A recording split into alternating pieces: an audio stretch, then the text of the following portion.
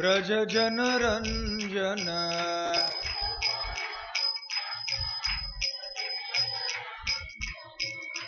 Yashodanandan Braj Janaranjan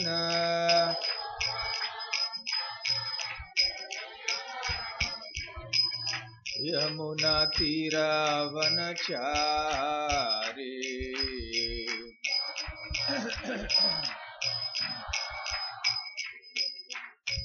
Yamuna तीरावनचारी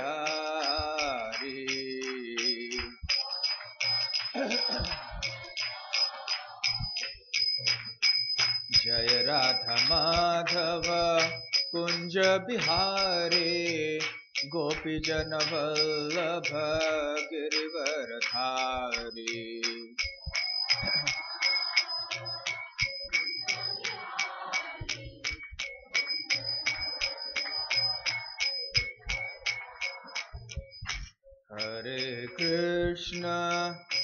Hare Krishna Krishna Krishna Hare Hare Hare Ram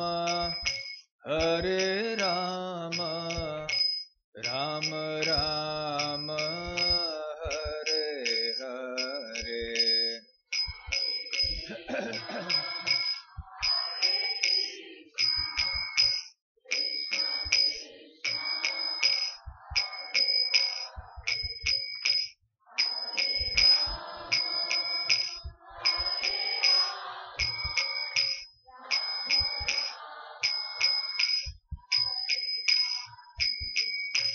Hare Krishna Krishna Krishna Hare Hare Hare Ram Ram Ram Hare Hare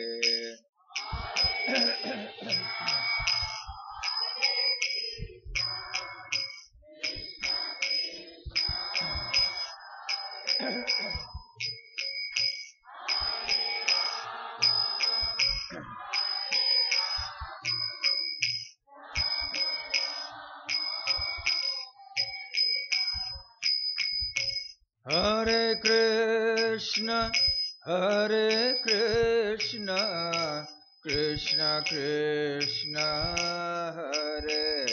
Krishna Krishna Hare Hare Hare Ram Ram Ram Hare Hare Hare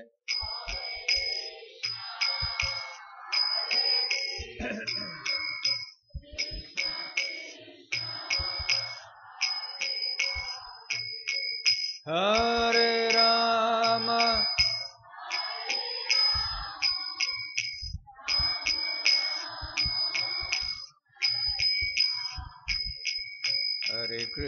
Hare Krishna Krishna Krishna Hare Hare Hare Ram Ram Ram Hare Hare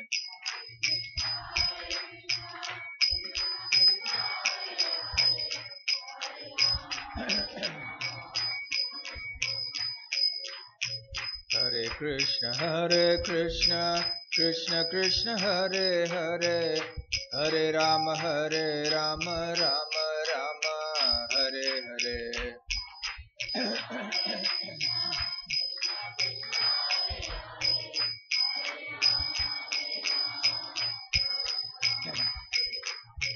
Hare Krishna Krishna Krishna Hare Hare Hare Ram Ram Ram Hare Hare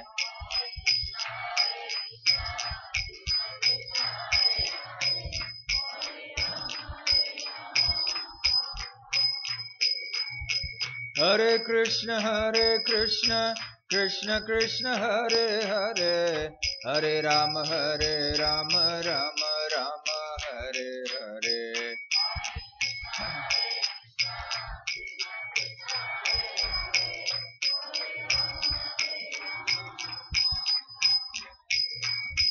Hare Krishna Hare Krishna Krishna Krishna Hare Hare Hare Rama Rama Rama Hare Hare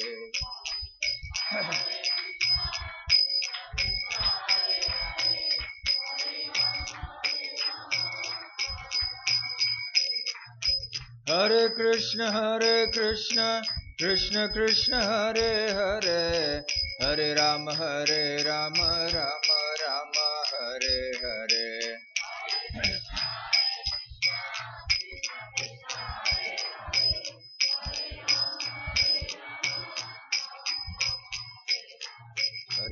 Hare Krishna Krishna Krishna Hare Hare Hare Ram Ram Ram Hare Hare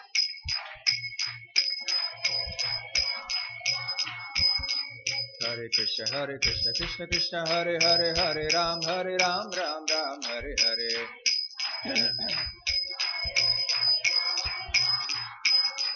Hare Krishna Krishna Krishna Hare Hare Hare Ram Ram Ram Hare Hare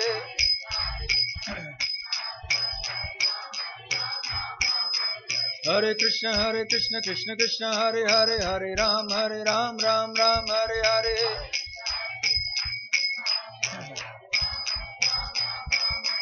Hare Krishna Krishna Krishna Hare Hare Hare Ram Ram Hare Hare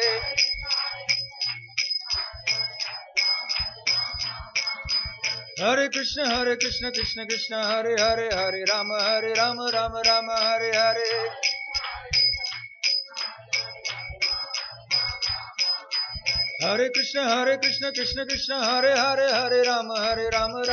Hare Hare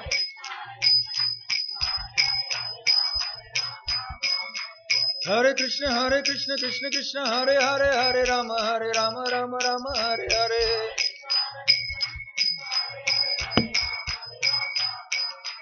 Hare Krishna Krishna Krishna Hare Hare Hare Ram Ram Hare Hare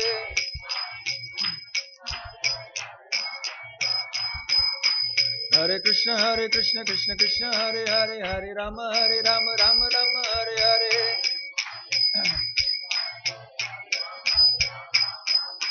Hare Krishna Krishna Krishna Hare Hare Hare Ram Ram Hare Hare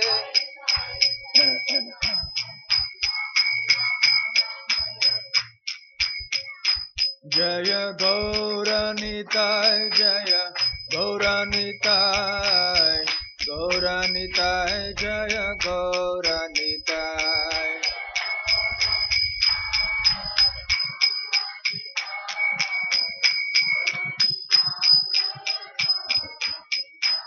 Jai Shri Gopal Jaya Shri Gopal Shri Gopal Jaya Shri Gopal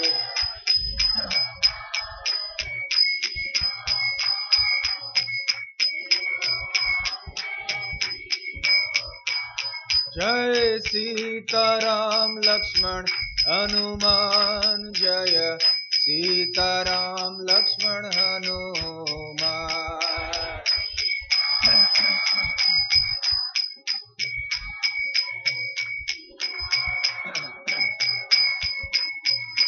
Jaya Jaya Prabhupada Prabhupada Prabhupada Jaya Prabhupada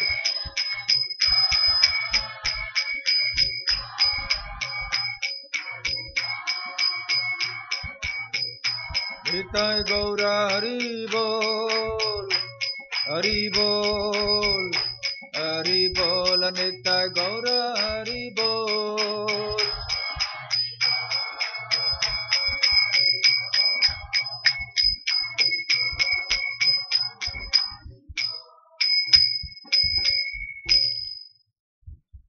Jayam Vishnupad Paramhansa Parivrajakaacharya Ashtottara Sata His Divine Grace Abhay Charanaravinda Bhakti Vedanta Swami Srila Prabhupada Ki Jai Ananta Koti Vaishnava Vrinda Ki Jai Shri Shri Gaur Nitai Ki Jai Shri Gopal Ji Ki Jai Shri Shri Sita Ram Lakshman Hanuman Ji Ki Jai Nitai Gaur Premanande. All glories to the assembled devotees. All glories to the assembled devotees. All glories to the assembled devotees. All glories, all glories, all glories to Sri Guru and Gauranga.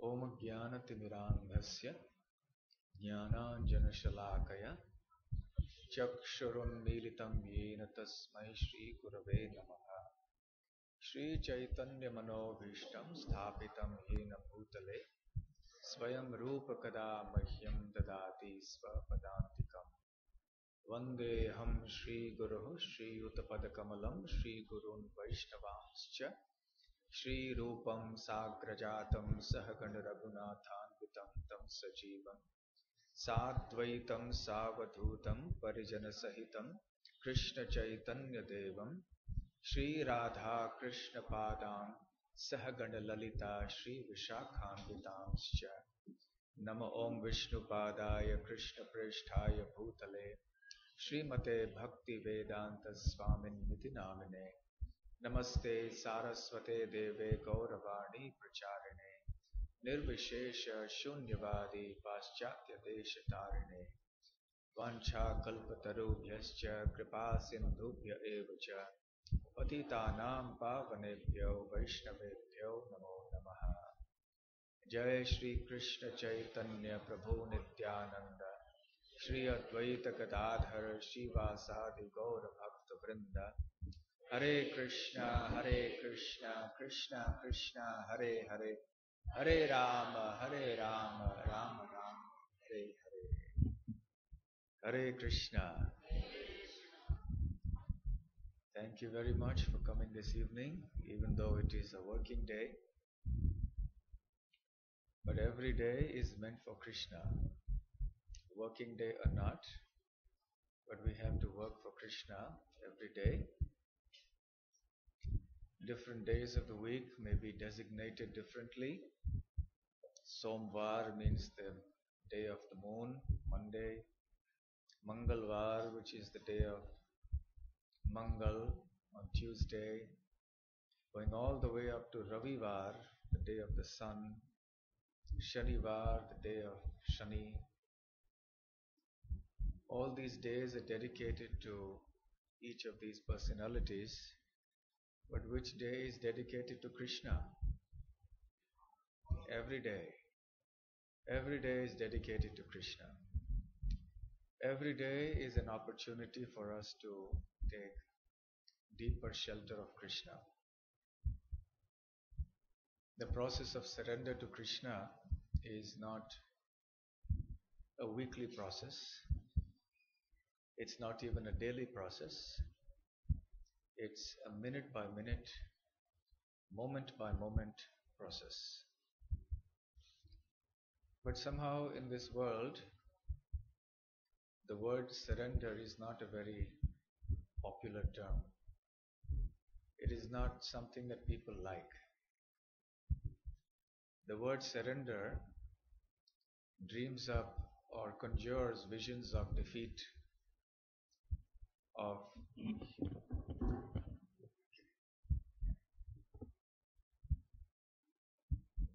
humiliation, of despair, and so on. Generally, when we hear of surrender, it's something that's almost like a disgrace. Say one army surrendered to another army. So it's a disgraceful thing. The whole country will not forget it for centuries. It will be like an insult to that country, and they will always be looking for an opportunity to get even again. The battles of the world, the history is full of battles where one army has been defeated by somebody or they had to surrender, but the person who lost came back again to avenge that defeat. So look at any country, any part of the world. So this is true. This is the story of surrender in this world.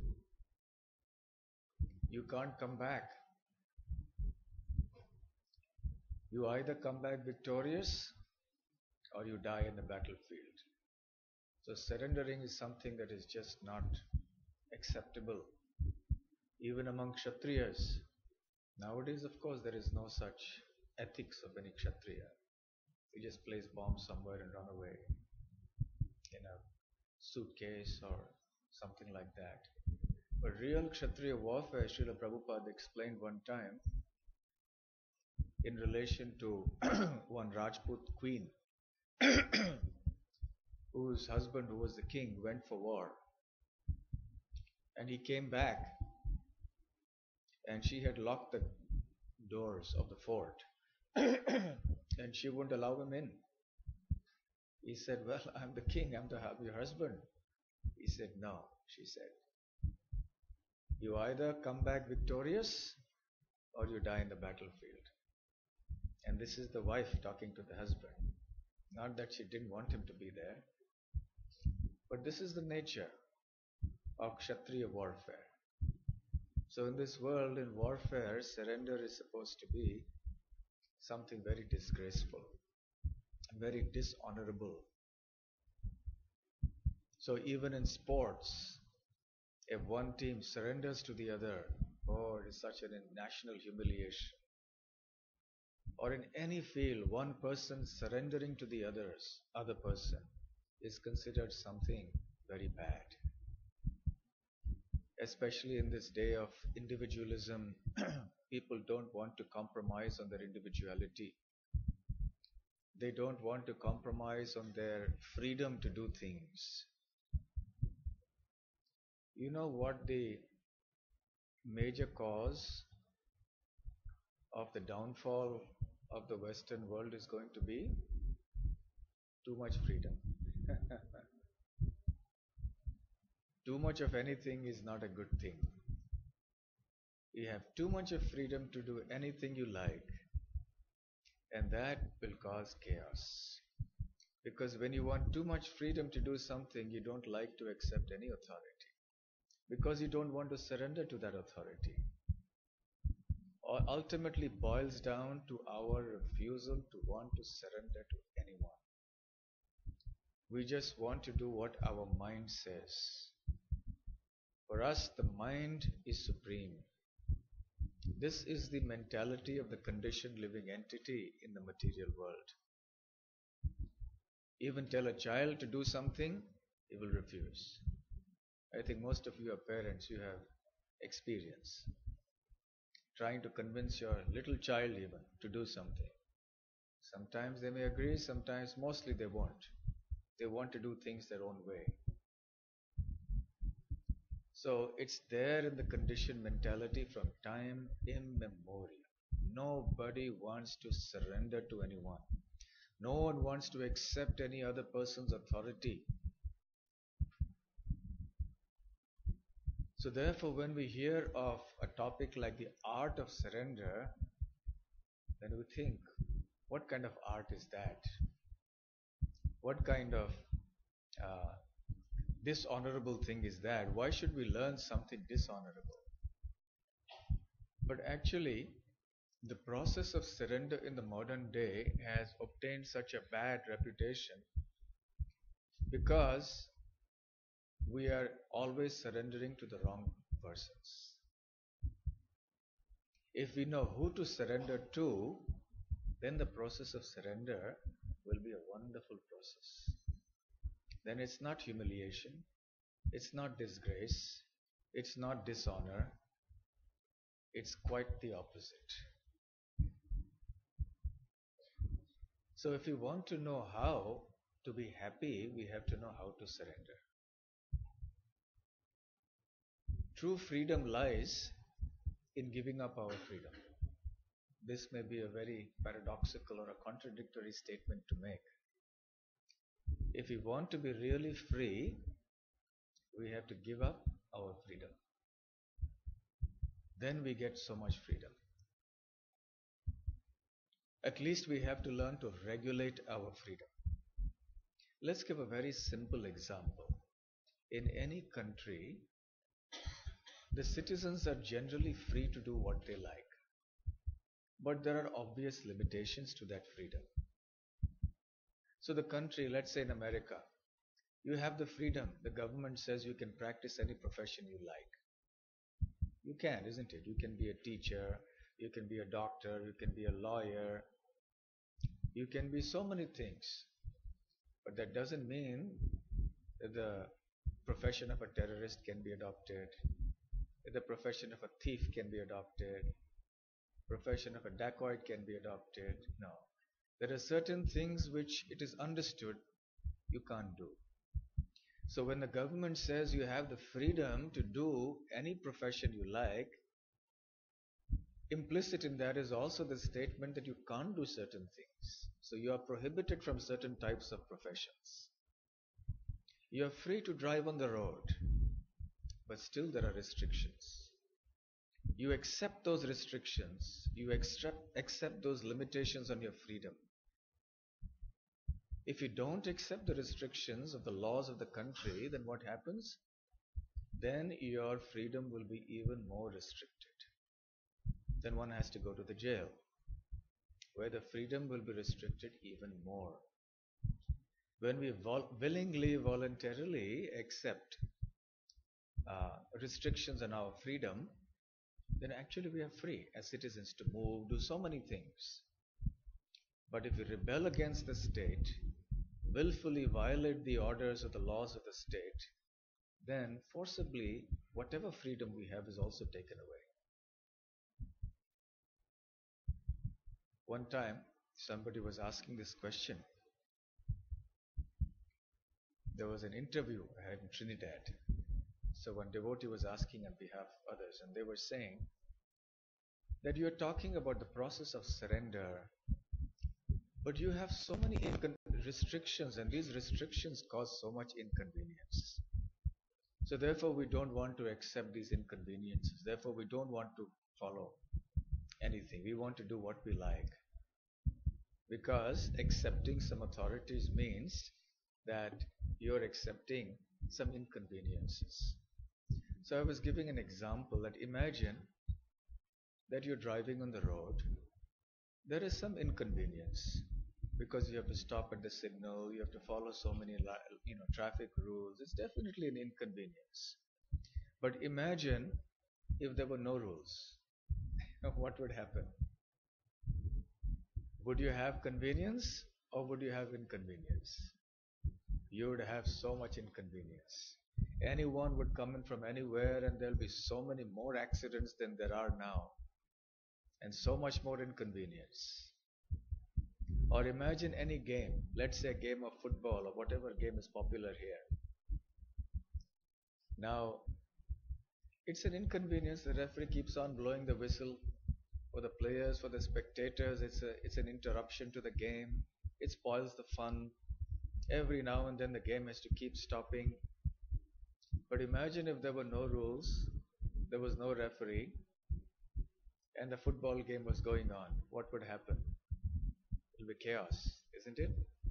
A chaotic scene on the football field. As it is, it's chaos. But now it will be even more chaotic. So accepting restrictions on oneself is not a bad thing.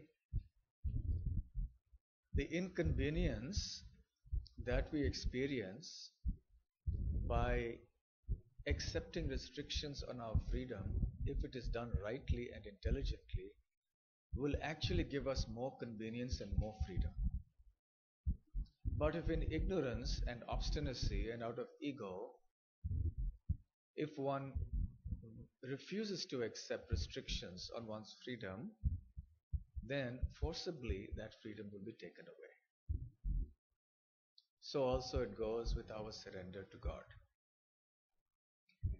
Now there are certain Sanskrit terms which I would just like to mention which are very important. The word surrender is a very deep word. In Sanskrit, it is called Sharanam. I think we've all heard this term, Sharanam or Sharanam. And the process of Sharanam or Sharana is Sharanagati. And the acceptance of this process of surrender is called Sharanapatti. Apatti means accepting. So to whom does one surrender? The person to whom we surrender is called Sharanya or Sharanyam, to whom the surrender is offered. So who is the one who surrenders? He is called Sharanagata. So the Sharanagata becomes a Sharanapatta. He accepts surrender, or he follows the path of surrender, Sharanagati. He surrenders to a Sharanya, to somebody who is worthy of that surrender. So let's consider, now we are talking about the art of surrender to Krishna or to the Supreme Lord. So why should one surrender to the Supreme Lord in the first place? What are the reasons for it? Because if we want to do something, we want to know the reasons for it. That is natural. We want to know the benefits of doing something or the harm that is caused by not doing something. So the first and the most important reason and the easiest reason for surrendering to Krishna is that we have no choice. You are surrendered to Krishna anyway. As a conditioned living entity, we can either surrender directly to Krishna or we can surrender indirectly to Krishna. But there is no option, because there is either Krishna personally we surrender to in the process of devotional service, or when we are not devotees of the Lord, then we surrender to Krishna's illusory energy, which is called Maya. So either surrender to Krishna or surrender to Krishna's Maya Shakti. Surrendering to Krishna means a direct surrender. It's a happy process, gives us bliss. Surrendering to the Maya Shakti of Krishna, the illusory energy, this material energy of Krishna or the Supreme Lord, is indirect surrender, but it's surrender nevertheless. And that causes suffering. Indirect surrender to the Lord, that is being an atheist, being an agnostic, being a non-devotee, means that we are submitting ourselves to the control of this material nature. The laws of material nature are very stringent, very strong. In the Srimad Bhagavatam, Prahlad Maharaj says, Nate viduhu swartha gatim vishnu durashayaye bahi arthamaninaha andha yathandhe upaniyamanas depi shitantrayam urudamni baddhaha. He says, my dear Lord, most people in the world do not know wherein lies their real benefit. Swartha, swa-artha. Artha means benefit. They don't know that their real benefit lies in Krishna or Vishnu. Why do they not know this? Durashaya, because they have so many bad desires in their mind. What kind of bad desires? Bahi artha maninaha. Because they are considering all the things of this world as very valuable and worthy of attaining. So instead of becoming Sharanapatta, following the path of Sharanapatti, accepting Sharan of Krishna, they're accepting the Vishaya, the sense objects of this world. Vishayapatti and not Sharanapatti. So we accept all the objects of enjoyment of this world thinking that this is very valuable and this is what I want and this is what will make me happy. So Prahlad Maharaj says, Bahi artha maninha andha yathandhe rupaniyamanas. And therefore, one blind person leads another blind person and they both move into hellish conditions of life. They don't realize that they are bound by the stringent laws of material nature. Material nature has no emotions, has no feeling, no compassion, no kindness, no forgiveness, no mercy. If a child touches the fire will not think, oh, this is a poor innocent child, so let me forgive this child, let me not burn the child. Fire will not think like that. The law will act. Or if someone steps off a building Force of gravity or the earth will not think, oh, a poor person has stepped off, maybe he had a quarrel at home. I'll give him one more chance. No. The law of gravity will act and the person will fall to the ground. So the laws of nature are harsh. Poor or rich, strong or weak, irrespective of caste, creed, gender, nationality, and any other classification in this world, everybody is forced by the scruff of the neck to surrender to the laws of nature. Nobody wants to die, but we have to die. No one wants to grow old, but regardless of Botox, we will still grow old. Nobody wants to fall sick, but we will fall sick. Nobody wants to be born again, but still we will be forced to be born again. So all the time, nature is forcing us to surrender. We said, no, I will not. We have our science, we have technology, we have money power, we have so many things. We resist, but still nature says, you have to come forcibly, catch us by the scruff of our neck, surrender. Grow old.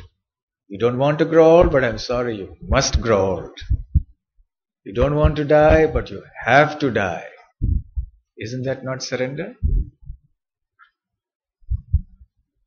Because we have no choice, we philosophize it in so many ways.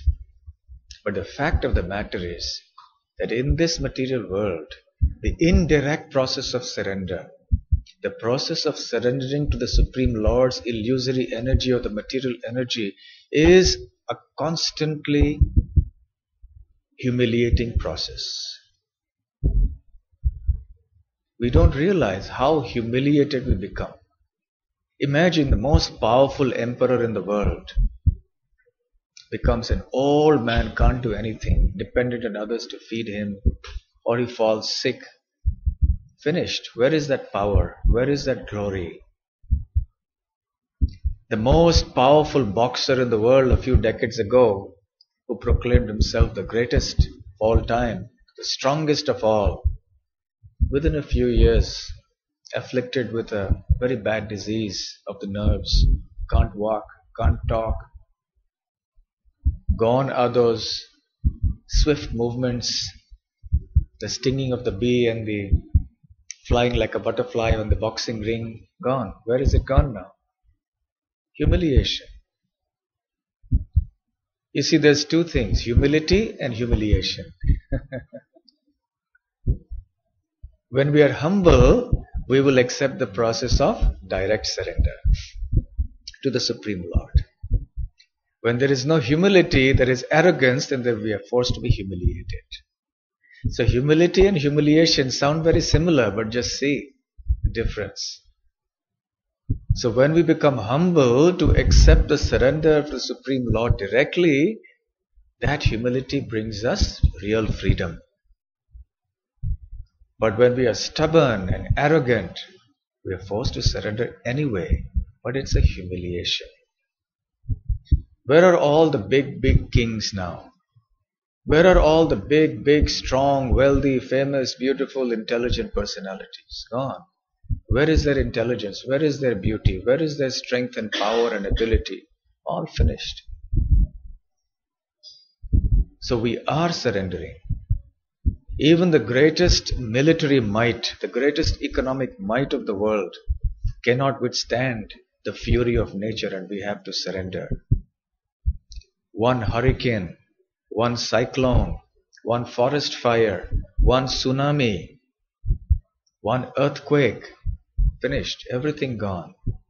It can bring the mightiest country in the world down to its knees.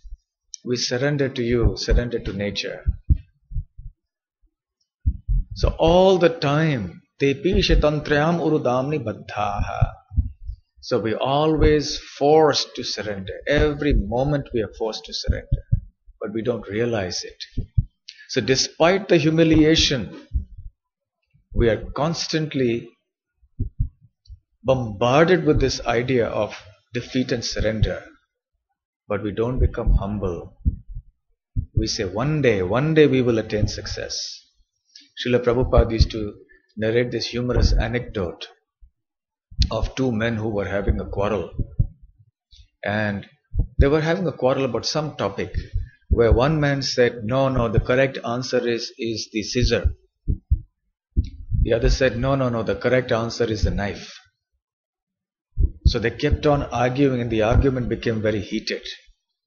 Finally, the one who was saying the knife is the correct answer, he caught hold of the other person who was saying that the scissors is the correct answer and he threw him in the river. Unfortunately, the person who was thrown in the river did not know how to swim. So he was drowning. He was losing his life.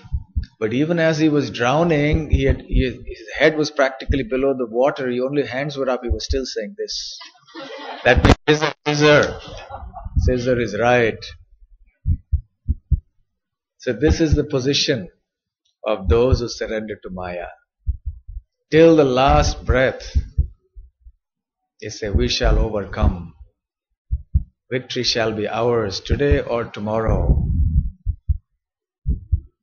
The illusions of the disillusioned, delusions of grandeur. We always have these dreams, I will do. It's an impossibility. But the amazing thing is how much the conditioned living entity continues to get humiliated, birth after birth, from birth to death in every life. But still we do not accept the process of surrender. Because there is no intelligence, Prabhupada said. You see, there are some people who are very intelligent. The first category. They hear something and immediately accept it. Yes, you're correct. I should surrender to Krishna. Very good. They save so much time, energy and so on. The second person, the second category, just by hearing they're not convinced. If somebody tells them, look, stealing is a sin and it's punishable, you'll be punished by the police. He says, well, let me see somebody getting punished, then I'll be convinced. So he sees someone getting caught and punished, then he says, yeah, I better not steal. The third category of person says, well, he got caught, but maybe I won't get caught. So when I get caught and punished, then I'll stop stealing. So he steals, gets caught, gets punished, and then he says, I won't steal anymore. It's too much of trouble. But there's a fourth category. He sees others, he hears about stealing being bad, how dangerous it is. He sees others getting caught and punished. He himself is caught and punished, but still continues to steal. This is the situation of the living entity who stubbornly refuses to surrender. Namam dushkritino mudha prapadyanti naradhamaha mayaya pahrita jnana asuram bhavam ashritaha. So Krishna says there are four categories of people who will never surrender to him. Never, that scissors man. I will not surrender to him. Mayaya apahrita jnana, one whose knowledge is stolen by illusion. Naradhama, one who is the lowest among human beings. Asuram bhavam ashritaha, who has taken shelter of demoniac propensities. And mudhas, those who are grossly foolish like the animals. They will not surrender. The stubbornness is actually astonishing. I like to narrate this story. It's an unfortunate story, but it's very instructive. It's a true story about one of our doctors who's a devotee. And one of his patients was an old lady who was on her deathbed. And she had only a few minutes left to live. So the doctor told the relatives, well, there's nothing we can do anymore. Now it's only God can do something. So then the doctor decided, well, anyway, let me try to say Hare Krishna in this lady's ears. So that at least when she's dying, she'll hear the name of Krishna. So he told her, say Hare Krishna. He told her in the ears, but there was no expression on her face. Nothing in her eyes to indicate that she had understood. He thought maybe she hasn't heard. Maybe In the last moments, the senses become dull, so maybe she's not hearing. So he spoke again. He says, say Hare Krishna. But again, no expression. He went on saying this. And he wouldn't give up because he was thinking that he will give some benefit to this old lady. So he kept on saying it. Finally, at the very end, an irritated expression came on her face, indicating that she had very well heard everything that he had said. And she was weak. She was on her deathbed, about to die any moment. She had no strength to even move herself. But she gathered all the ounces of strength, whatever little she had at that time, and she shook her head, saying, no, I will not chant, meaning that I will not chant your Hare Krishna. With that, those few ounces of strength that she had, she could well have said Hare Krishna. And she could have left her body thinking of Krishna or chanting Krishna's names. But the same energy she used to shake her head, saying, no, I will not chant. She had a stubborn expression, an irritated expression on the face. I will not chant Hare Krishna. So this is the stubbornness of the conditioned soul, who prefer the humiliation like this, but will not surrender. Some who are more fortunate, they surrender after getting knocked. Maya's knocks are very hard. Many times devotees who are serious devotees also sometimes, for some reason they fall prey to Maya again. And they leave the process of devotional service, but they cannot leave for long.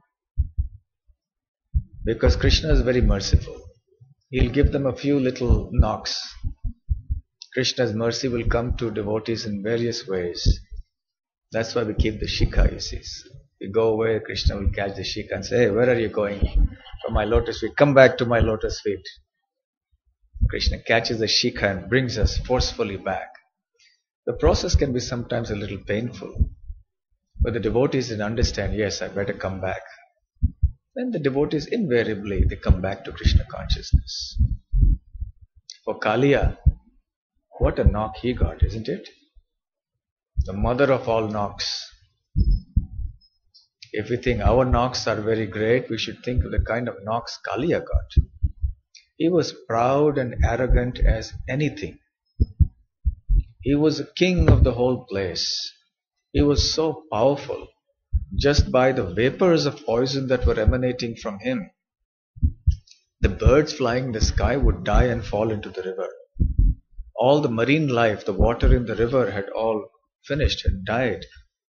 No plants, no fish. And even the cowherd boys who came to drink water, they all perished. Of course, Krishna brought them back to life later. That's another matter. But so powerful was he. He had 100 hoods, terribly powerful. But Krishna jumped off from the Kadamba tree, clapping his arms. Yes, I will, like a wrestler does. He was only a little boy at that time. He jumped into the water, created a huge commotion in the water by splashing. And Kaliya was angry. Who dares come into my house and creates a big commotion? Even an ordinary person will feel annoyed. If somebody comes into your house, unknown person, stranger walks in and makes a big noise inside your house or bangs your door very loudly, you will feel annoyed. What to speak of Kaliya? And then Kaliya tried to catch Krishna. He was unsuccessful. Krishna played with him for some time. And then the demigods were getting anxious. Oh Krishna, please do something. The Brajavasis were getting anxious. So then Krishna climbed onto Kaliya's head and began to dance. Again, the mother of all dances. Such a dance, to even imagine how Kaliya's hoods were moving so fast and Krishna's feet were moving so fast, keeping time with all the hoods. Every time one hood would rise, Krishna would step onto that hood, very nimbly, nimble-footed. And it was a nimble step for Krishna, but it was like a thunderbolt for Kaliya. Vajradapi kathorani kusumadapi komalon. Krishna can be stronger than a thunderbolt and softer than a rose. And sometimes when he's soft as a rose also, it can be as strong as a thunderbolt. And that is what happened to Kaliya. And he received these thunderous blows on his head, one after the other. When one hood was down, he raised another one. Krishna jumped to the other one, knocked that one down. And Kaliya was trying to raise his hoods very fast, and every time Krishna was jumping swiftly and just knocking that down with a gentle tap of his toe. Thunderous kicking. Finally, Kaliya was vomiting blood, and he was almost dead. His wives came up, the Nagapatnis, and offered wonderful prayers. Then finally Kaliya came forward and surrendered to Krishna. Please forgive me for my arrogance. Now I take shelter at your lotus feet. Very mercifully, you have placed the imprints of your lotus feet on my heads, and I will preserve them. So Kaliya was very, very fortunate, because after receiving this knock, this hard knock, he actually surrendered. Because his wives were devotees, they surrendered to Krishna. So not everybody is so fortunate. In fact, Kaliya's good fortune is something that is a subject of much bewilderment even for his queens. Because they were saying, Kasyanu bhavo syana deva vidmehe. He said, what kind of pious activities must this our husband, the snake, must have performed to get this benefit? Tavangri renu sparashadhikaraha, that he became eligible to receive the dust of your lotus feet on his head. Yad vanchaya shrir lalanacharat tapo vihaya kama suchiratrita prata. Hankering for the dust of your lotus feet, the goddess of fortune, Lakshmi Devi, has been performing austerities for a long, long time, and still she has not obtained the dust of your lotus feet. And our husband, who is a snake, who is supposed to be a very envious creature, one gets the body of a snake because one has been very envious in the past lives. And being such an envious personality, and in this snake's body, he has committed such grave offenses against you and your devotees, the dear Brajavasis, and still he has got this unimaginable fortune of getting the dust of your lotus feet and the imprints of your lotus feet on his head.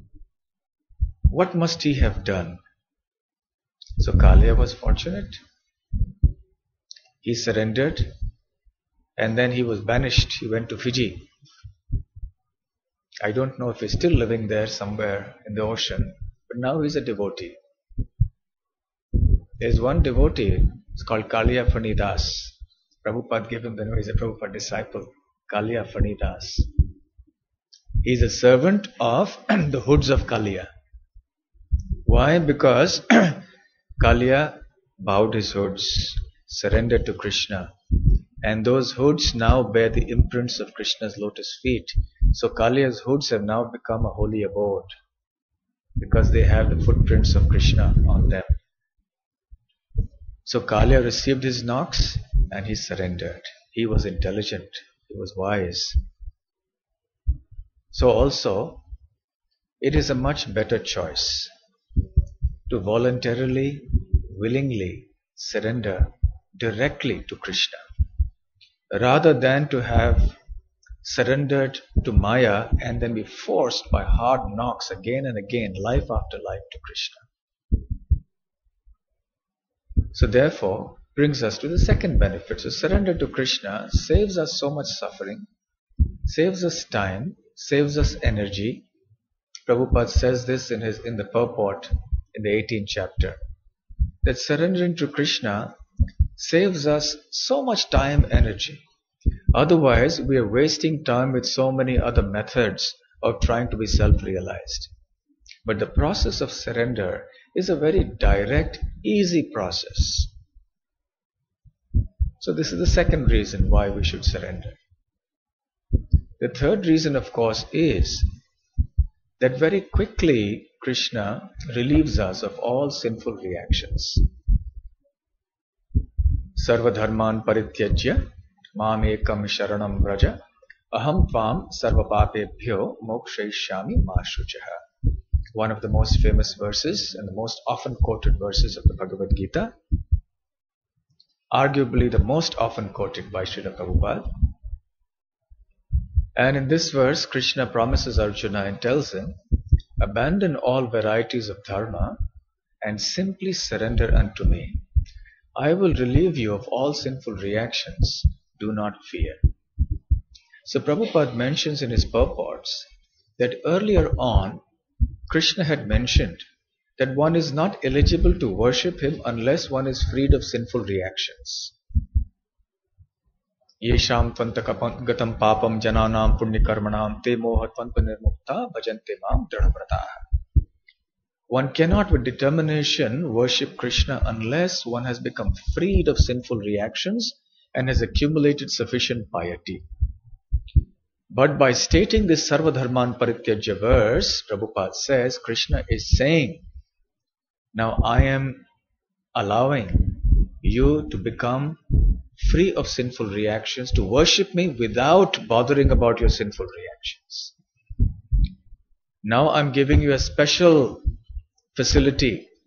The earlier condition doesn't apply. If you simply surrender to me, automatically I will relieve you of sinful reactions and therefore you become eligible to worship me. Prabhupada also says that all varieties of sins become destroyed by surrendering to Krishna. There is the actual sinful activity. Then there is the desire to commit the sin, which is like the seed, which is the mature seed that actually makes us commit the sin, the propensity. The seed in its early stages, the budding stages is also there.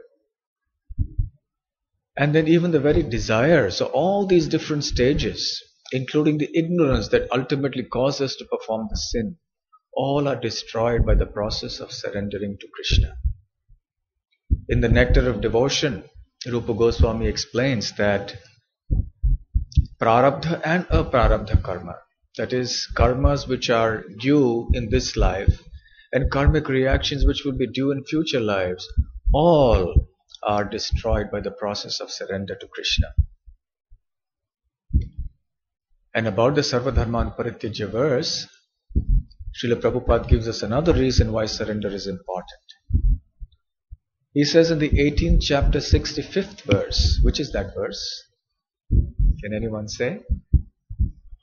Yes. Manmana bhavamad bhakto madhyaji mam namaskuru mam e vaishyasi satyam te pratijane priyosi me. My dear Arjuna, always think of me. Become my devotee. Offer your obeisances to me and always worship me. And I tell you truthfully that if anyone does this, he will come back to me for sure. So this, Srila Prabhupada explains, is actually the most confidential instruction of the Bhagavad Gita. The instruction that we should become pure devotees of the Lord. If one were to ask for the most important verse of the Bhagavad Gita, it would be this one. 18th chapter, 65th verse. It is also slightly differently, but it is there. The same verse appears in the 9th chapter. Which verse? 34th verse. Slightly differently, but the same, more or less the same verse. Because this talks about pure devotional service, pure love of God, which is the ultimate goal of life. So Prabhupada says this is the most confidential instruction of the Bhagavad Gita, and he says this is the essence of morality. And then he says the Sarvadharman Parityajya verse is actually the essence of all religion. The perfection of religion, which means to surrender to Krishna. And it is only by this process of surrender that one can attain pure devotional service. So how to attain the pure devotion which is spoken about in the 65th verse of the 18th chapter? By doing what is mentioned in the 66th verse, which is surrender. So here is another reason for surrendering to Krishna, the most important reason. Because we can attain pure love for the Supreme Lord, which is not obtainable by any other way. So this process is very nice, it's very simple. And here's another reason to surrender to Krishna. Surrendering to Maya gives unhappiness, but surrendering to Krishna gives great bliss. In the Nectar of Devotion, we find this wonderful verse coming. Tavasmiti vadam vacha tathaiva manasavidan tatsthanam ashritas-tanva modate sharanagataha. If someone comes to Krishna, to the Supreme Lord, and says, Tava asmi, I am yours, and takes shelter in this way, then tatsthanam ashritas-tanva modate sharanagataha. This sharanagata devotee, one who has taken shelter, experiences great bliss. Nowadays, mental problems, psychological problems, psychiatric problems are rampant all over the world, isn't it? In fact, the World Health Organization is saying that depression and all these mental problems are going to be the number one disease in time to come, even more than heart disease and all the other physical ailments. But psychological ailments are going to be the biggest problem in the world. And here is a solution. Take shelter of Krishna. Modate sharanagata. You experience divine bliss. The kind of not just peace, not just relief, but the happiness that one derives from the process of surrender to Krishna is just unbeatable. Nothing that can compare with it. It is real happiness. So if one wants to be happy in life, one must surrender to the Supreme Lord. That is why Srila Rupa Goswami, in the Bhakti Rasamrita Sindhu, when he outlines the 64 elements of sadhana bhakti, items of sadhana bhakti, he also mentions as a 52nd element, I think, the process of sharanapatti, of obtaining or attaining shelter of the Supreme Lord. Also he talks about Atma Nivedana. Twice this thing comes, about taking surrender, of taking the process of surrender very seriously. In the Bhagavad Gita, the process of surrender is spoken in every chapter. Practically every page you will see that. So Bhagavad Gita is all about surrender. Bhagavad Gita culminates in surrender. The Srimad Bhagavatam begins from surrender. Because the Bhagavad Gita is the preliminary study of the Srimad Bhagavatam.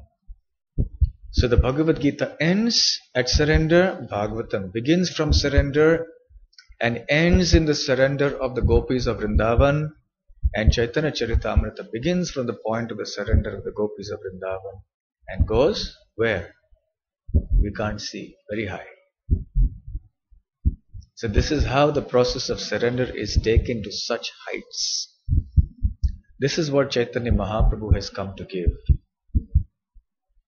And he says, well, Krishna, when he came in Vrindavan and Kurukshetra, he imposed a condition, Sarvadharman Parityaja. Abandon all varieties of religion, take shelter of me exclusively, and then I will free you from sinful reactions. But Chaitanya Mahaprabhu doesn't even say that. Just chant Hare Krishna, he says. And you'll get that happiness, that perfection, that prema, Krishna prema. So then the question may be asked, okay, for the Sharanagata, the Sharana, why we must become Sharanagata? Why we must take Sharana or Sharanapatti? That is fine. But what about Sharanya? Why do we know it is Krishna to whom we must surrender? Why not anybody else? So let's talk about this for a little while. Why is Krishna really the most worthy object for our surrender? Why not surrender to Kali or Durga or Ganesh or Shiva or Brahma or to any person of this world? Let's consider the surrender to the demigods. Time and time again we see that surrender to the demigods goes in vain, but surrender to Krishna never goes in vain. Banasur took shelter of Lord Shiva. It's a long story. We will not have time today to talk about the story. In Krishna book, I'm sure you have all read it. And because of this benediction of Lord Shiva, he became so arrogant and proud and mischievous. He was causing havoc all over the world. Finally, Krishna had to come and subdue him and cut off his arms. And he came to Shiva and said, Shiva, you must help. Shiva said, even I can't do anything. Shiva also fought. Krishna defeated Shiva also. So the surrender to Shiva by Banasur went in vain. Because he didn't look at Shiva as the most powerful Vaishnava. He looked at Shiva as a demigod. So Lord Shiva responded as a demigod, not as a great Vaishnava. Lord Shiva has his hat as a demigod when Banasur approaches him. But as devotees, if we approach Shiva as a great Vaishnava, then he will take off that hat. Then he will wear the hat of a devotee and he will bless us. So that surrender will not go in vain because it is in connection with Krishna. But independent of Krishna, because Banasur took shelter of Shiva, of Lord Shiva, his surrender was ultimately in vain. Similarly, Brahma. Hiranyakashipu took shelter of Brahma and he got so many benedictions, and what happened? Ultimately, it went in vain. You know, when Ravan, Kumbhakarna and Vibhishan were performing austerities in Gokarna for Brahma to arrive, finally Brahma arrived. 10,000 years they had done penance. And when Ravana came, when Brahma appeared in front of Ravana, Ravana asked for so many benedictions, give me this power, that power, and then Brahma said, Tathastu, Tathastu, yes, yes, yes, yes, you go on. And all the demigods became really worried. Oh Brahmaji, what have you done? This Rakshasa is going to create havoc in the universe. And now his brother, Vibhishan, please be careful. Where Vibhishan came, he asked the benediction, whatever happens, let me never stray from the path of dharma. Let me remain virtuous and steadfast in this path of virtue, always, even in the most difficult situation. See the difference between Ravana and Vibhishan. And then when it came to Kumbhakarna, all the demigods secretly approached Brahmaji.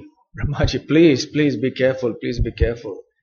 When Kumbhakarna said, I want my benediction, Brahma says, yes, what do you want? So understanding the mood of the demigods, Brahma's good consort, Saraswati Devi, the goddess of learning and the goddess of speech, she understood Brahma's intentions and she appeared on the tongue of Kumbhakarna. Actually, Kumbhakarna wanted victory over all the demigods. Nirdevatvam. Deva means the demigods. And there was a slip of the tongue by Saraswati Devi's mercy. And he said, Nidravatvam. Nidravatvam means sleep. And as soon as he said that, Brahmaji immediately said, Tathasu, so be it, before he could change his mind. Because once the benediction is given, it's done. As soon as Brahmaji gave the benediction, he disappeared. All the demigods, everyone went away, and Kumbhakarna was stunned. What were the words that came out of my mouth? How on earth did I ever say such a thing? I never intended to say that. But this must be a trick of the demigods. And he was right. It was a trick of the demigods. So he took shelter of Brahma. And then see what happened? He ended up sleeping 6 months a year, or maybe waking up one day a year, or whatever it was. Ravana's shelter went in vain. Vibhishan, because he took shelter of the path of dharma and of Lord Ram. And we'll hear a little bit about it very shortly now. So his surrender didn't go in vain because he didn't surrender to Brahma. But Hiranyakashipu tried to take shelter of Brahma, it was in vain. Similarly, we also try to take shelter of human beings, but it's always in vain.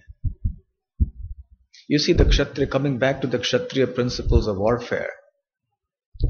If a Kshatriya battles with another person, and the enemy surrenders, then the Kshatriya will not kill him. This is a principle, an ethic of Kshatriya warfare.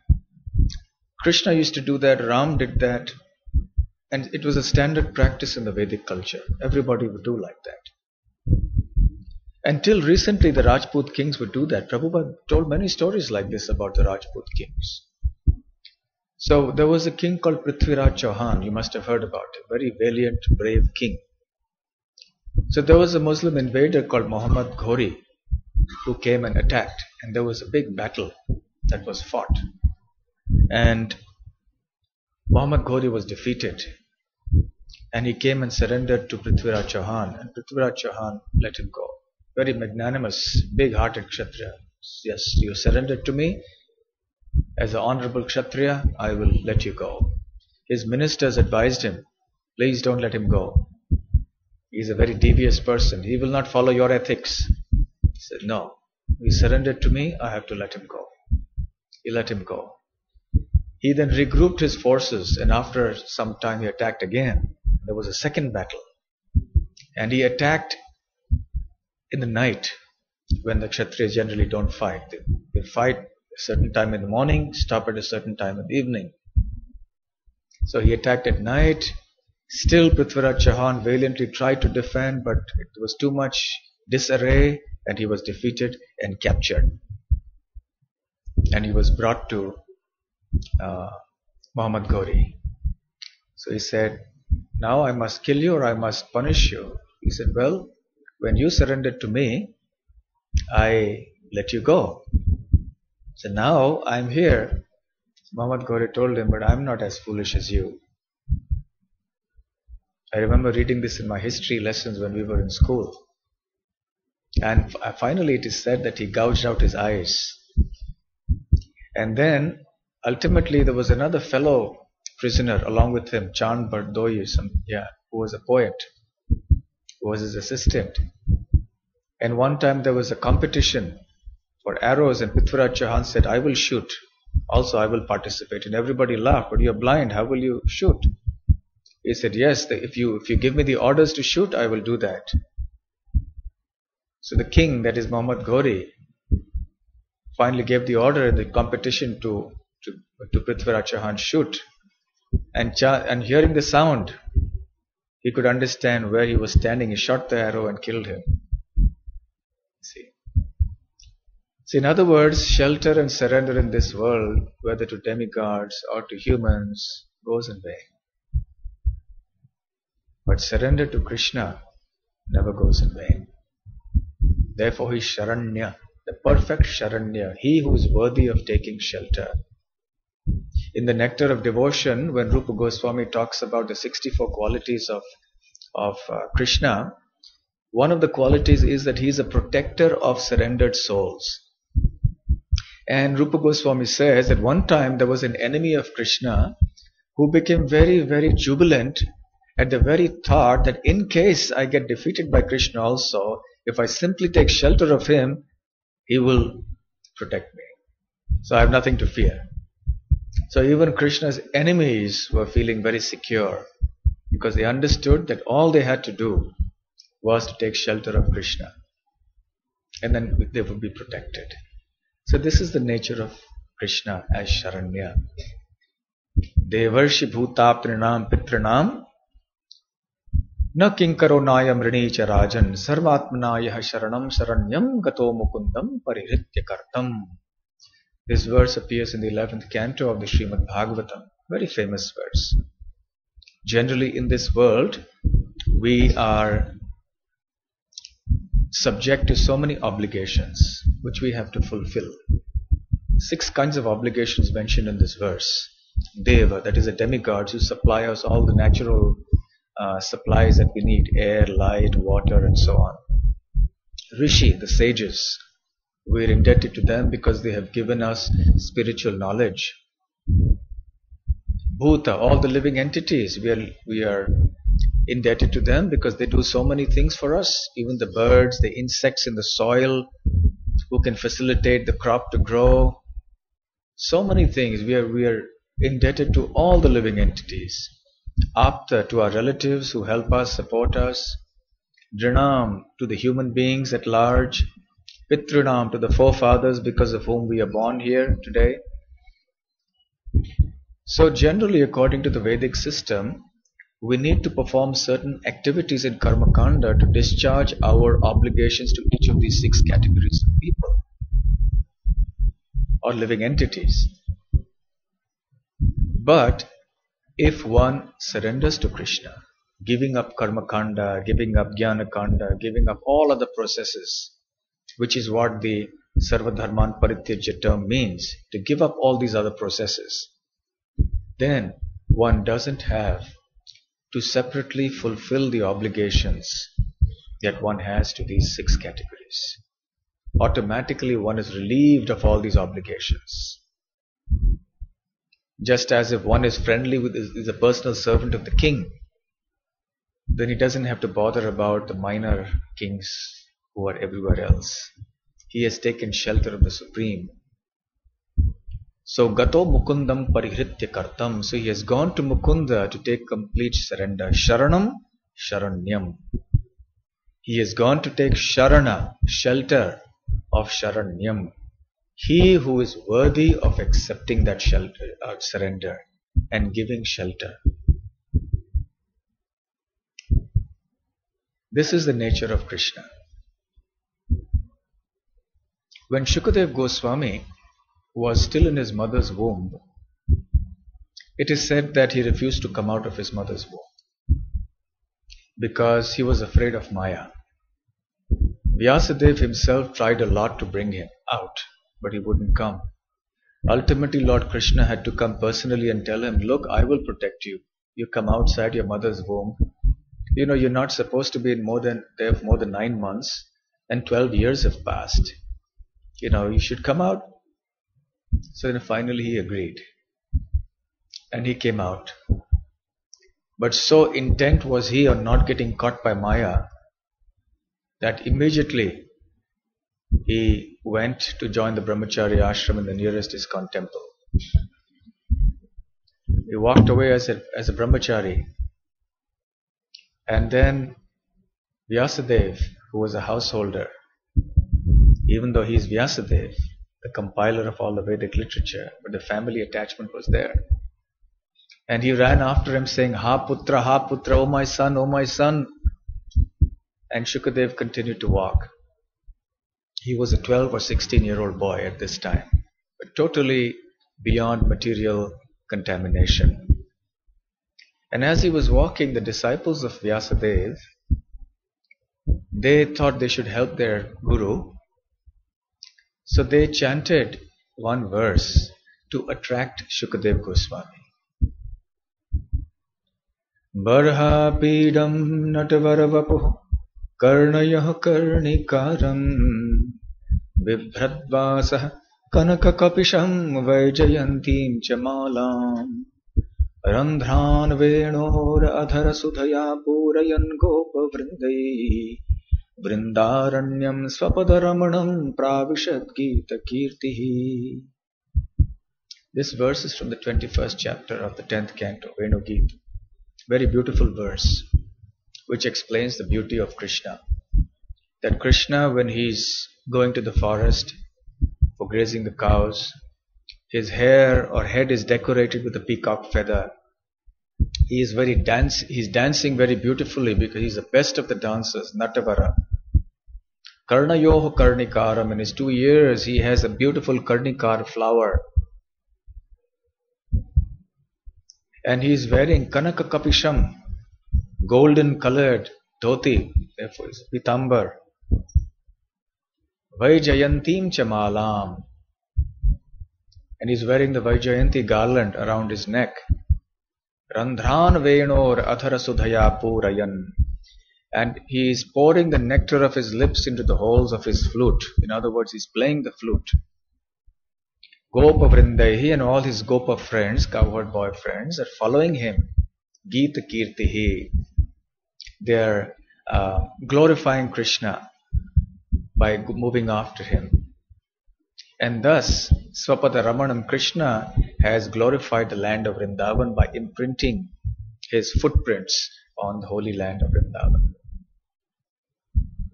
So this verse is a description of Krishna's beauty. So when Shukadeva Goswami heard this, he stopped in his tracks. Oh really? What an attractive personality. I should take shelter of him. I should surrender to him. But then he thought, well, usually people who are very beautiful, very famous, very this and that, they are also a little proud. And they may not accept anybody's shelter. What if Krishna rejects me? What if he doesn't accept my surrender? What if he doesn't give me shelter? So he was in two minds whether to stop or not. So the disciples of Vyasadeva understood this. So we said, yes, we must tell something else about Krishna, which will convince him that Krishna is the only object of surrendering to. So then they recited this other famous verse that was spoken by Uddhava to Vidura, that comes in the third canto of the Srimad Bhagavatam. Aho bakiyam stanakalakutam jigham sayapaya yadapyasadvi lebhe gatim dhatruchitam tatonyam kamva dayalum sharanam brajema. Uddhava is saying, just consider, aho, alas, just see, Putana, who is known as Bhakti, the sister of Bakasura. Yam stana kala kutam. She applied deadly poison to her breast. And she came there to poison Krishna. And what happened eventually? She came with an envious mentality. But Krishna gave her the destination of a nurse. Lebhe gatim dhatri. Dhatri means a nurse. In Goloka Vrindavan. Kamva dayalum sharanam brajema. Who else is more merciful and worthy of taking shelter than Krishna? So having heard this verse, Shukadeva Goswami was convinced, yes, I must take shelter of Krishna. I must become his devotee. Because till then he was more absorbed in the impersonal Brahmajyoti. But having heard the glories of Krishna, first he heard about his quality of mercy. Second, he heard about the quality of beauty. Or rather, first was beauty, the second was mercy. So he said, yes, now I will surrender to Krishna. So he surrendered to Krishna.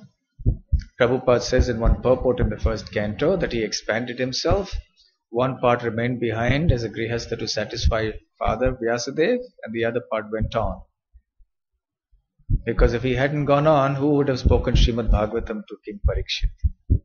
So he went on. Eventually, he met King Parikshit and spoke the Srimad Bhagavatam to him. So this is how Shukadeva Goswami came to surrender to Krishna and understood Krishna as the only worthy person to surrender to, worth taking shelter of. Therefore the Srimad Bhagavatam says, Atma Rama Shimunayo Nirgrantha Apyurukrame Kurvantyahi Tukim Bhaktim Ittham Bhuta Guno Harihi. This is a very famous verse called the Atma Ram verse. Chaitanya Mahaprabhu spoke at length on this verse. This talks about the glories of Krishna's qualities. That even the self-satisfied sages who don't have any material desires, they are also attracted by the wonderful qualities of Krishna. Ittam Bhuta, wonderful qualities. And therefore they surrender to him even though they are themselves beyond material contamination. So Krishna has such wonderful qualities that automatically it will make him worthy of our surrender. As we see in the case of Shukadeva Goswami, he understood that Krishna will give shelter. Not only is he worthy, but because he is merciful, he will give shelter. I want to tell you some pastime before we end. This is connected to Lord Ram, who was at the seashore just preparing to cross over.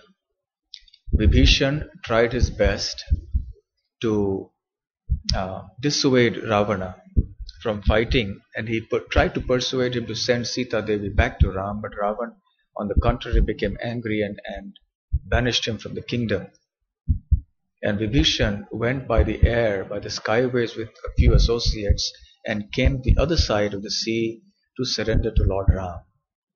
Now, as soon as the monkey army, led by Sugriva, saw Vibhishan coming from the skyways, they immediately understood, or they felt that this was a ploy.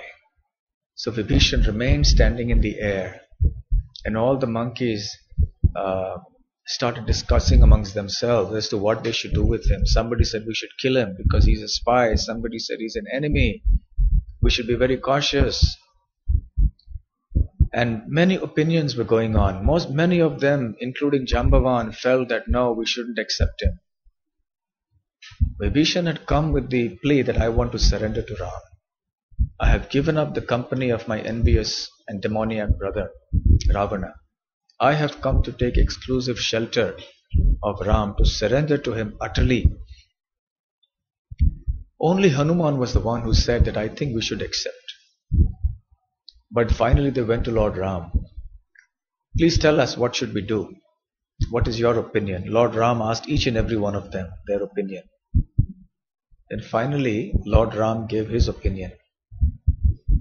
Sakrit eva prapanno yah tavasmiti cha yachate abhayam sarvada tasmai dadam yetat pratam mama. He said, Sakrit eva, even one time, prapanno yah, if someone approaches me and surrenders to me, prapanna means surrender. Tava asmi iti yachate, and he says, Tava asmi, I am yours, my Lord. Abhayam sarvada tasmai dadami, I will award him fearlessness forever. Etad vratam mama, this is my vow. Because he has come to surrender to me, I cannot reject him. I cannot refuse him. This is the quality of the Lord, his quality of mercy. Bhakta Vatsala, protector of surrendered souls. He cannot refuse somebody who has come for surrender.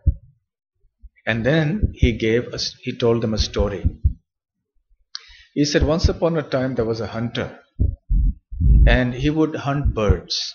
So this time he caught some birds, and one of them was a she-bird. And he caught them in his net, and he was walking, and then suddenly there was a storm, and it started raining. So he ran to some tree and took shelter under a tree. And in one of the branches of the tree happened to be the husband of that she-bird. And he recognized that she-bird. Oh, my wife is caught by this cruel hunter, and she's going to die. And then there was a conversation between the she-bird and her husband. And the she-bird was saying, well, such is the way of providence or destiny, that this cruel hunter has captured me, so I can understand that I am destined to be his food. On the other hand, he has come here now, and he's taking shelter of this tree, which is our home. So the husband replied, although he was very pained, he said, yes, he has come and taken shelter of us. So we have to treat him like a guest. We have to provide him all he needs. We cannot refuse him. So then they gave him shelter. The he-bird collected various twigs and everything to light a fire to keep the hunter warm. And then because he was hungry, so the he-bird himself jumped into the fire so that he could become the food for the hunter. So Lord Ram told this story to the assembled monkeys and bears and said, see, this is the behavior of a virtuous person. If someone comes and takes shelter of him, he should never give him up. So then Lord Ram accepted Vibhishan with open arms, and all the monkeys and the bears, they became very happy to hear this. And they saw the glories of Lord Ram, of how he is truly the protector of surrendered souls. And since we're on the topic of Ramayana, I'll tell you another story that was told by Sita. After Ravan had been killed by Ram, Ravan told Hanuman, "Now I would like to see Sita. Please bring her to me." So Hanuman jumped and went to the Ashok Vatika. He had once earlier gone through the Ashok Vatika when he had jumped over the sea and come just to find out if Sita was there. And he had given her Lord Ram's ring and come back with the promise that Lord Ram would personally come to rescue her. So this was the second time.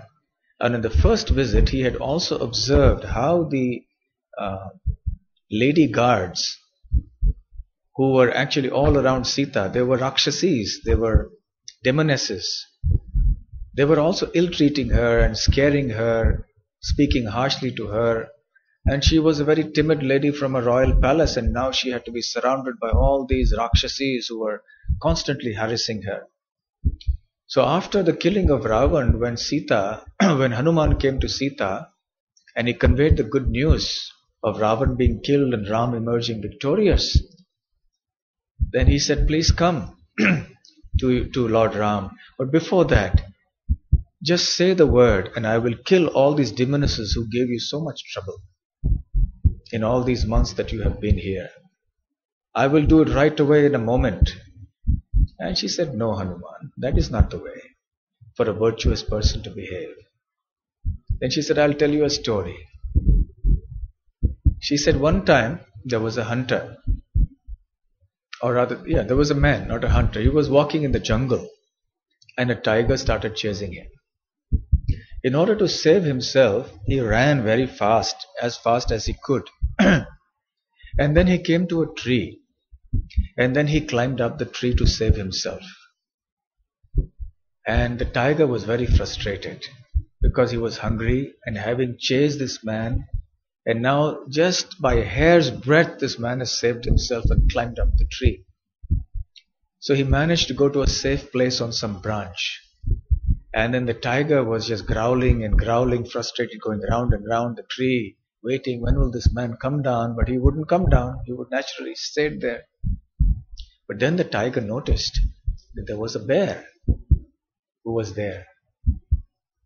Now the bear was also sitting on another branch.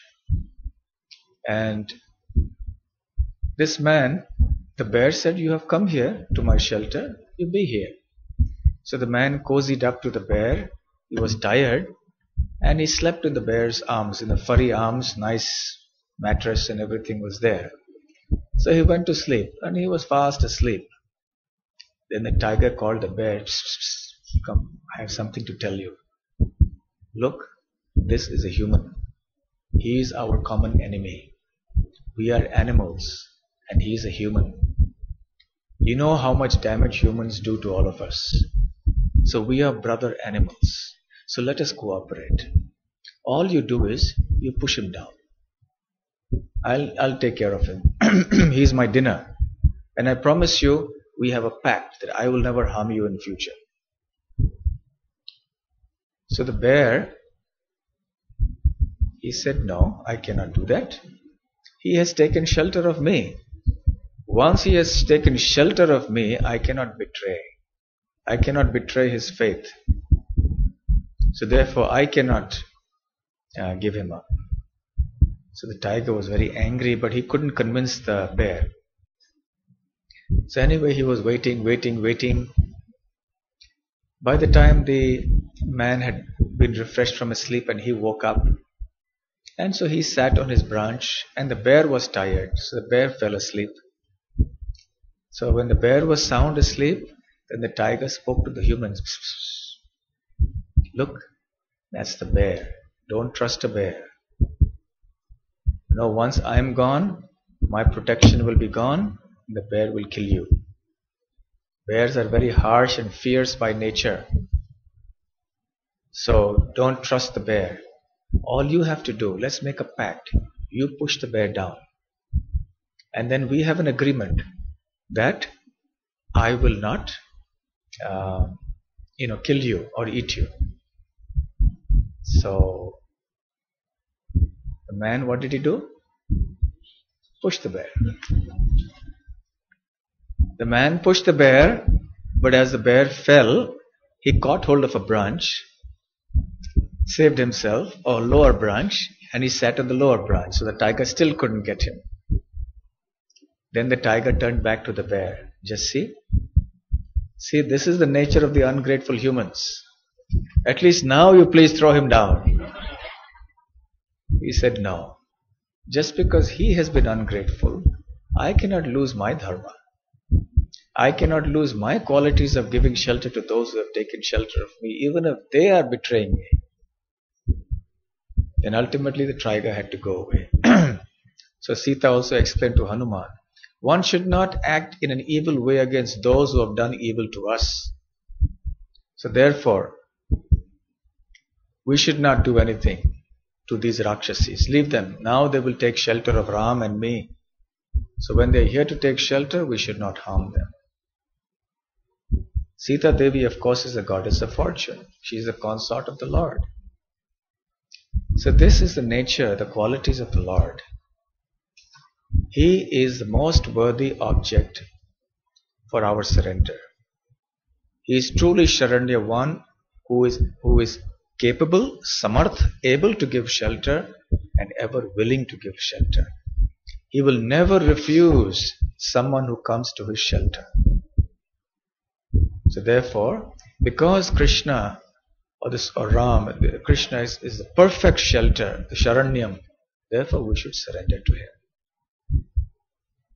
So today we have spoken briefly about what a Sharanagata is and why we should accept the process of Sharanagati, process of surrender. So tomorrow we'll talk a little more about this, and then we'll go on to talk about the process itself, which is Sharanagati. Hare Krishna, Krishna Krishna, Hare Hare, Hare Ram, Ram Ram. So it's a little late now, unfortunately. I'm sorry to keep you late. Thank you for your surrender. So it's 9:20 something. So whatever questions you have, we can leave it for tomorrow. If you have one question, since you have already raised the hand, yes, I will surrender to the one question.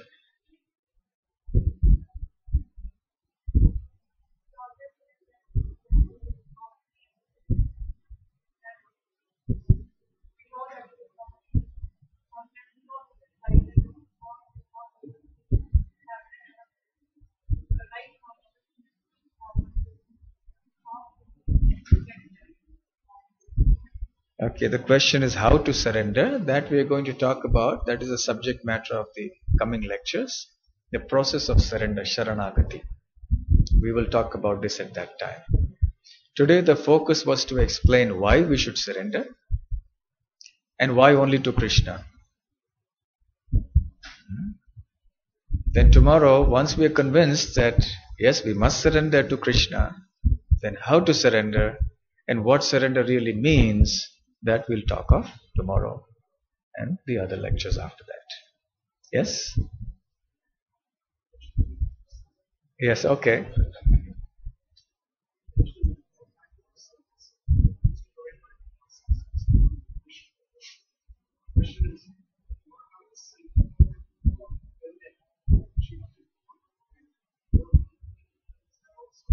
That's not a sin. The question is that by surrendering to Krishna, one can get free from all the sins. What about the sin of offending a devotee? Right? Well, that is not a sin, that is an aparadh. There's a difference between a pap and an aparadh. An aparadh is something that is an offense that is committed against the Lord and particularly His holy name or His devotees. So that is something different. So that's a different topic. Here, Krishna mentions sins meaning ordinary sins of this world. But of course, even if one commits Vaishnava aparadh, still the process of surrender must be there. If one has offended one devotee, then one should surrender to that devotee and say, I'm sorry for it, and beg forgiveness. If one offends the holy name, then one should take shelter of the holy name. Like that, then one can become free from even those aparadhs. Okay, so thank you very much for your kind attention. Hare Krishna.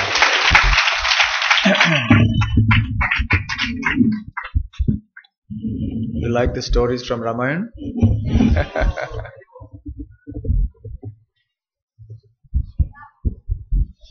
Hare Krishna.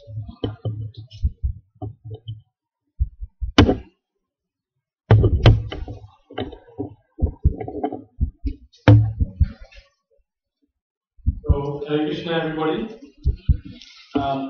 In the rush of things, we really did not welcome Maharaj today, so I apologize for that. And I just think we should welcome Maharaj and thank Maharaj for his free love and work for us. Wonderful.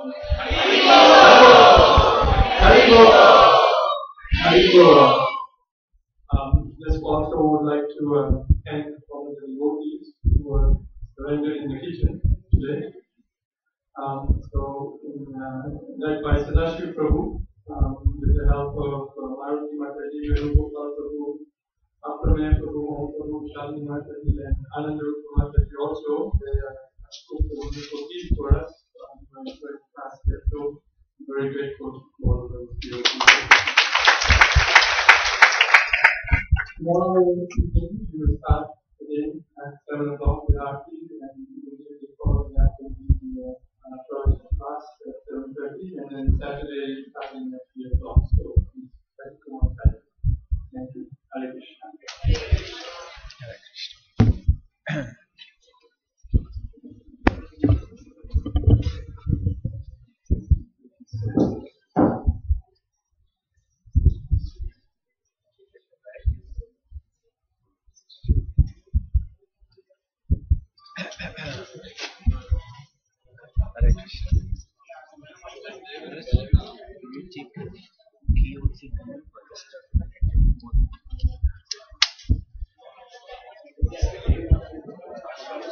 He was there in Belgaum in February. I spoke to Krishna. Wanted to meet you, but you were in some trips there. I missed you by like 10 minutes. Okay. What is your name? Prem Kishore Das. You came last time when you came. We had some seminar talk. Oh yeah, at your house. Yes. Of course I remember. Yeah, Yuvraj was our Yuvraj's brother-in-law. No, that's somebody else. Sanit Prabhu came and Okay. Your name again? my name was Pradeep before. I just got initiated with Rupa Swami. I see. Prem Kishore Das. We haven't met before, have we? We met In a program. Okay. but I wanted you to meet with me. You introduced to some devotees there in Belgaum, but Okay. All the best. Huh? Hare Krishna. Hare Krishna, Ramachandra Prabhu. How is everything? Nice to see you. Yeah. I get a little back problem. With muscle spasms. Yeah, I have to see that. Okay. Back muscle spasms. Bit is discomfort. But I've taken something. One devotee has done something. Yeah, I think that will help. I'll take that when I go back. And so we are meeting sometime. Yeah, he said that we are going to be.